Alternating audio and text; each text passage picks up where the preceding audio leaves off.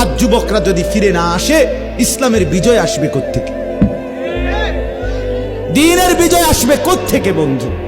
এজন্য আজকে আমরা নওজোয়ানদের বড় বেশি পরিবর্তন চাই, বড় পরিবর্তন চাই, বড় বেশি চাই।